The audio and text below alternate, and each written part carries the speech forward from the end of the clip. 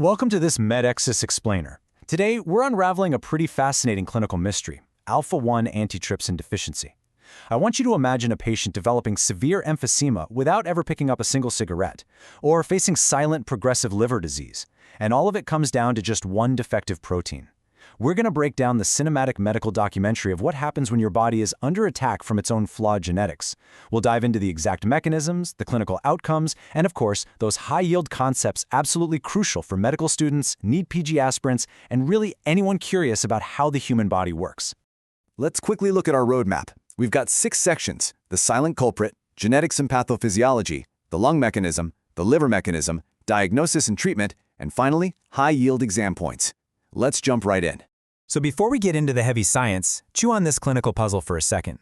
We usually associate severe lung disease, right, specifically emphysema, with decades of heavy smoking. But what if the patient sitting across from you in the clinic is only, say, 30 or 35 years old? They've literally never touched a cigarette in their life, yet they're fighting for every single breath. What exactly is destroying their lungs? Section 1. The silent culprit. Understanding AAT.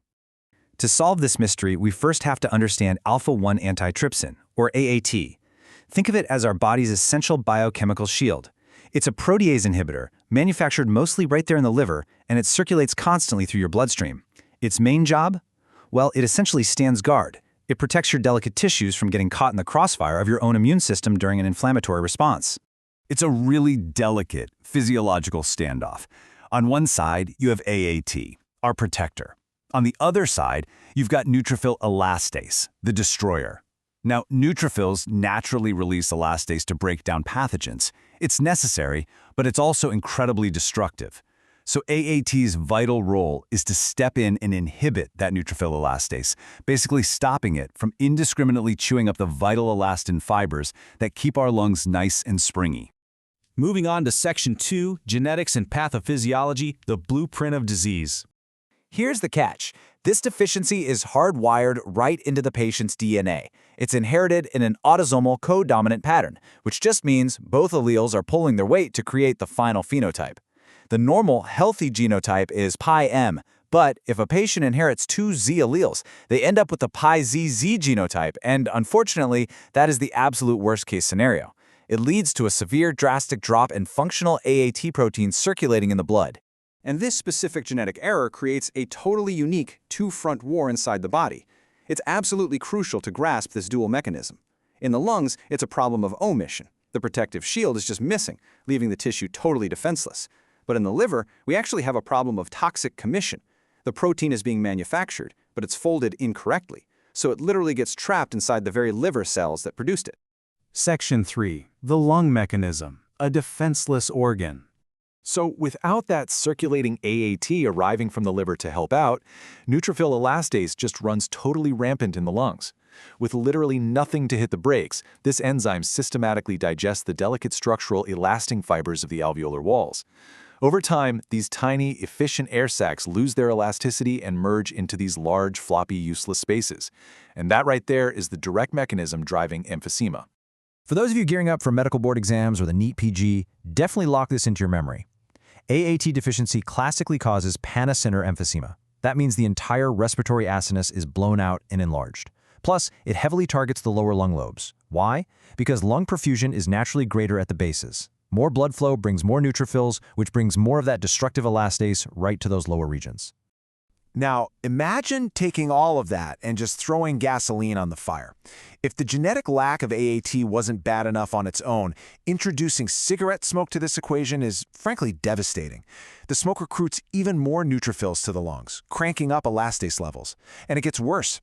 The oxidants in the smoke physically alter and knock out whatever tiny residual bit of AAT defense the patient actually had left.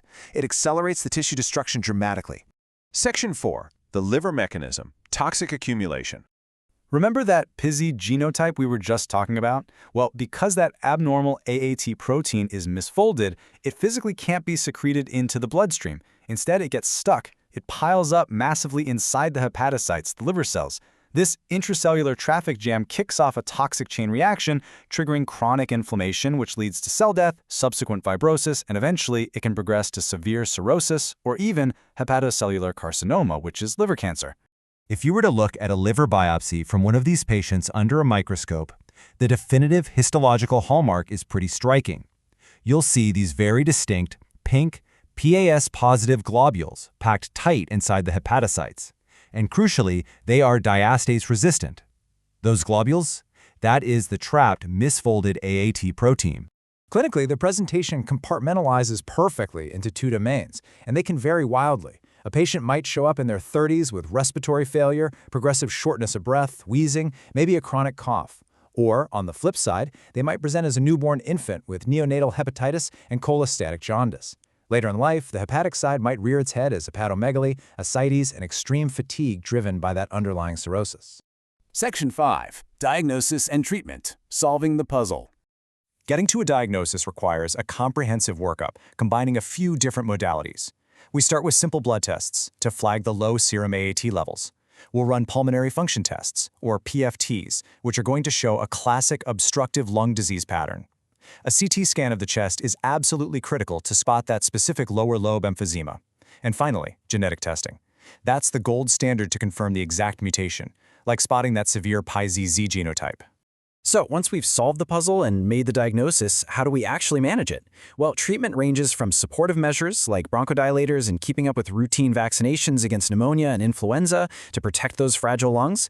But the really specific targeted treatment here is augmentation therapy. We're literally replacing the missing protein via intravenous infusions of purified AAT.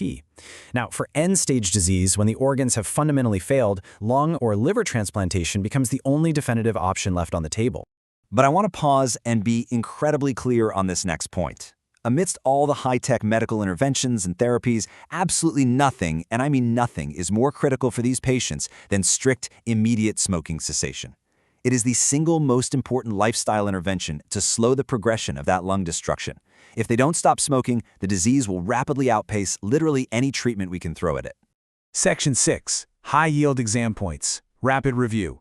Let's quickly synthesize this. Burn this list into your brain for your exams and your clinical rotations. Ready? AAT normally inhibits neutrophil elastase. Its deficiency causes panaciner emphysema.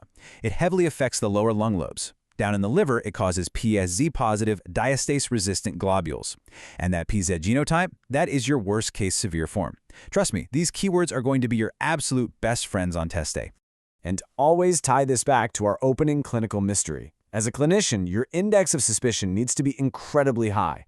If you're looking at severe obstructive lung disease in a young patient without a significant smoking history, or maybe you see unexplained liver disease in a young adult or a child, Alpha-1 antitrypsin deficiency absolutely has to be on your differential diagnosis, no exceptions. It's truly remarkable, isn't it? How a single misfolded protein, just this microscopic, tiny error in our genetic code, can orchestrate such a massive multi-system breakdown. It totally bridges the gap between genetics, immunology, pulmonary medicine, and hepatology. It really leaves us to wonder, as we keep mapping out the human genome, what other silent genetic mysteries are just hiding in plain sight, waiting for us to figure them out? Think about that as you review these concepts, and I'll catch you in the next explainer.